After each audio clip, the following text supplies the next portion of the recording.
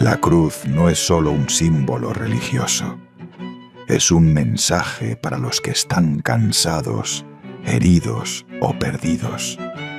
Incluso en el dolor más profundo, el amor aún puede sanar, perdonar y dar fuerzas para seguir. Antes de que el ferrocarril cortara el desierto y diera vida al puerto, antes de que las locomotoras silbaran sobre los rieles o el eco del progreso se mezclara con el mar, ya estaban allí las tres gigantes de piedra: el Cerro Alto, el Quitasol y el Colorado. Los tres colosos que miran la costa desde siempre como si fuera guardianes antiguos, y entre ellos cada uno recibió una cruz. Tres cruces, tres materiales, tres historias que se entrelazan como plegarias al viento. Hagamos una pausa para situarnos geográficamente. En este despliegue en 3D de Google Earth podemos apreciar la silueta del puerto antiguo, la icónica arquitectura del Castillo Forga, y si seguimos la línea costera, recorremos el malecón Ratti hasta llegar al obelisco de Mollendo. Al fondo, custodiando el horizonte, se imponen las cumbres del complejo volcánico Chachani y el majestuoso Misti, conectando el puerto con el corazón de los Andes. Si nos situamos en la ciudad de Mollendo, dando la espalda a la inmensidad del Océano Pacífico, podemos trazar una ruta visual que asciende por la cadena de cerros que resguardan la localidad. El recorrido comienza en el Cerro Colorado, conocido popularmente como el Apra, donde se levantó la cruz de Versace. Si elevamos la mirada hacia el Cerro Quitasol, encontramos la histórica Cruz de Palo, en un sector que antiguamente albergaba otras tres cruces adicionales, colocada por los devotos de los trabajadores portuarios. Y, finalmente, hacia la derecha, coronando el cerro más alto, se impone la Cruz de Fierro. Esta imponente estructura, visible desde cualquier rincón de la ciudad, fue forjada por trabajadores ferroviarios y trasladada a su ubicación actual por el Tata Arenas, el 1 de noviembre de 1901, consolidándose como el principal símbolo de fe y vigía del puerto. A veces pienso que esas cruces no solo están en los cerros, sino también dentro de nosotros. Cada persona tiene su propia cruz, unas de hierro, duras e inquebrantables, otras de madera, frágiles pero cálidas, otras invisibles pero igual de pesadas. Los pueblos también las tienen, y cada generación decide si las conserva, las olvida o las reemplaza. Este video se basa en la obra Madera de Pino Oregón del escritor mollendino Alberto Montoya Sánchez. A través de sus relatos, que fusionan hechos reales con la ficción, inspirados en sus páginas, recorremos la identidad del puerto para evitar que su historia naufrague en el olvido. Dicen que los cerros hablan, que desde lo alto entre la neblina de la Camanchaca, el viento trae memorias que se confunden con el olor a sal del mar. Yo siempre lo he creído porque hay lugares que no solo miran, sino que también recuerdan. Y entre esos lugares hay uno que nunca deja de contar su historia. El Cerro Colorado. Allí, entre las lomas y la bruma, se alzaba la cruz de Versace. Pero antes de hablar de ella, debo contarte que no estaba sola. mucho antes de que la primera locomotora atravesara el puerto, y mucho antes, ya existían otras cruces que reclamaban el cielo.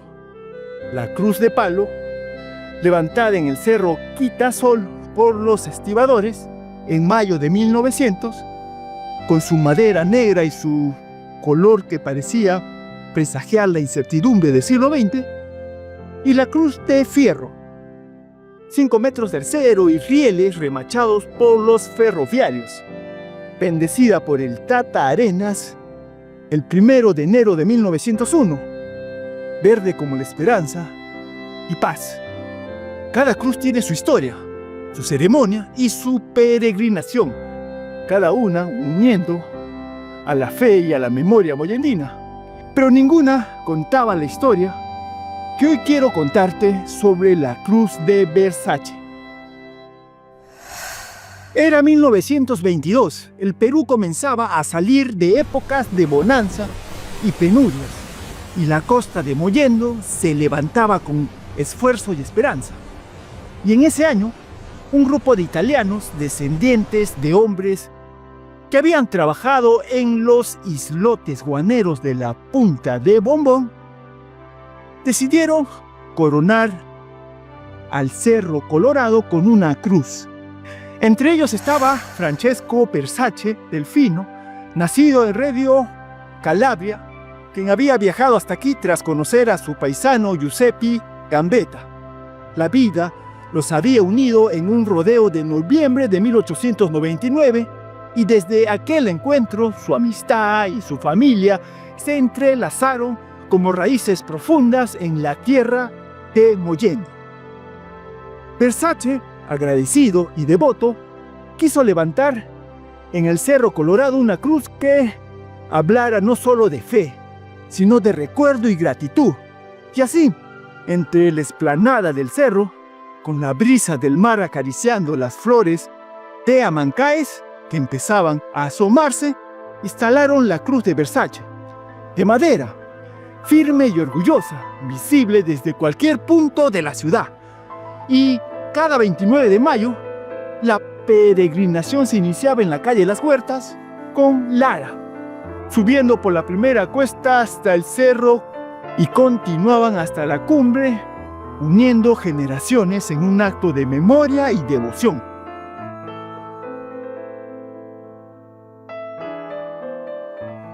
Subir hasta el Cerro Colorado no es solo un acto de fe, es un viaje al corazón de la ciudad, un recordatorio de que la vida es efímera y que los recuerdos, las memorias y los nombres de quienes nos precedieron permanecen. Yo imagino a los descendientes de Versace y Gambetta recorriendo este camino, respirando el viento salado, viendo cómo el sol golpea la madera de la cruz y sintiendo la presencia de quienes vinieron antes que ellos. Porque esa cruz no era solo una de madera clavada en la tierra, era un símbolo de perseverancia, de familia, de historia compartida. Y en aquellos años, la cruz de Versace se mantuvo en pie más de 7 décadas. Resistió la lluvia, el sol, las garúas de junio y las tempestades que parecían querer borrarlas del paisaje.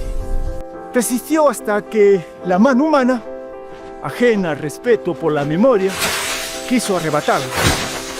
La cruz fue robada en la década de los 90, coincidiendo con la muerte de los últimos Versace en Mollendo. La pérdida no fue solo física, fue un golpe a la memoria colectiva, un vacío en la peregrinación y en las historias que la cruz había sostenido durante generaciones. No olvidemos que la cruz de Versace tenía hermanas que a su manera también contaban historias. La cruz de palo en el Cerro Quitasol había sido levantada por los estibadores en mayo de 1900, antes incluso que la de fierro, la cruz de fierro, que se levantó en el cerro llamado Alto en enero de 1901. Cada cruz tenía su color, su simbolismo. La de fierro, verde. La de palo, negra. Y la de Versace, de madera, que recordaba a quienes la construyeron, a la familia, al trabajo y a la fe.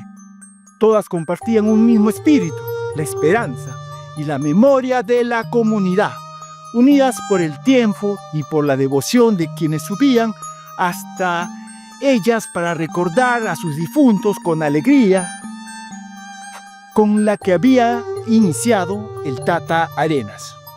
Francesco Versace, llegado desde Calabria, había sido atraído por las historias de Mollendo y la explotación guanera. Tras conocer a Giuseppe Gambetta en aquel rodeo memorable de 1899, la vida lo llevó a construir su familia y a asentarse en estas tierras. Con la instalación en la cruz en el Cerro Colorado, Versace dejaba un testimonio tangible de su gratitud y su fe. Sus descendientes siguieron las tradiciones celebrando la romería cada año, cuidando la memoria de sus antecesores y asegurándose de que la cruz siguiera siendo un símbolo de identidad. Esa cruz, con el tiempo, se convirtió en más que madera, clavada en un cerro. Fue un lugar de encuentro, de historias contadas al viento, de plegarias susurradas entre el mar y la loma. La cruz de Versace fue testigo de bodas, de nacimientos, de llantos, de risas, de generaciones enteras que encontraron en ella un punto de referencia, un faro de memoria.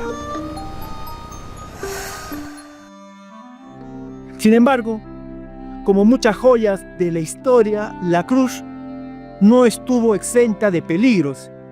En los años 90, coincidiendo con la muerte de los últimos Versace, fue robada. La madera desapareció y con ella una parte del corazón de la ciudad murió. La peregrinación se volvió escasa. Los niños crecieron sin ver la cruz en su esplendor y la memoria de aquellos que la habían instalado comenzó a desdibujarse. Solo quedaban relatos, fotos y memorias contadas de boca en boca. A pesar de la pérdida, la lección que nos dejó la cruz de Versace es clara. La memoria no depende de la permanencia física. La cruz puede ser robada, pero la historia, la devoción y el recuerdo permanecen.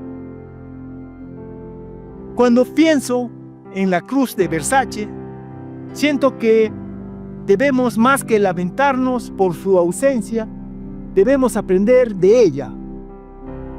Aprender que perseverar en la historia no es mantener objetos, es mantener tradiciones, relatos, recuerdos y la identidad de un pueblo. Esta cruz desaparecida nos invita a reflexionar sobre la fragilidad de la memoria material y al mismo tiempo sobre la fortaleza de la memoria viva, la que se transmite, la que se recuerda, la que se siente. Subir hasta aquí al Cerro Colorado, aunque la cruz física ya no esté, sigue siendo un acto de conexión con la historia. Las lomas nos enseñan algo que las cruces también nos enseñan: la perseverancia. Hoy, cuando pienso en la cruz de Versace, la imagino en pie, custodiando el cielo y la ciudad, como lo hicieron tantas generaciones antes que nosotros. Imagino a Francesco, a Giuseppe, a sus descendientes y a los devotos que cada 29 de mayo recorrían el camino hasta esta cumbre. La cruz de Versace nos recuerda que la fe, la devoción y el recuerdo no dependen de la madera ni del concreto. Dependen de nosotros, de nuestra capacidad de mantener viva la memoria y las tradiciones de quienes vinieron antes, de nuestras raíces y de la historia que nos hace ser quienes somos. Y si alguna vez subes hasta aquí, hasta el Cerro Colorado, Lleva contigo un pensamiento de gratitud, un recuerdo de fe y sobre todo la certeza de que la memoria, al igual que los amancaes, florece aún en los terrenos más inesperados. No dejemos que las cruces desaparezcan, que no se borren del paisaje ni de la memoria, que la historia de Mollendo, de sus lomas, de sus cerros y de sus familias se conserven para siempre. Que la cruz de Versace, aunque ausente, nos inspire a perseverar y a respetar las tradiciones, a valorar la identidad y a entender que la memoria es la herencia más poderosa que podemos ligar.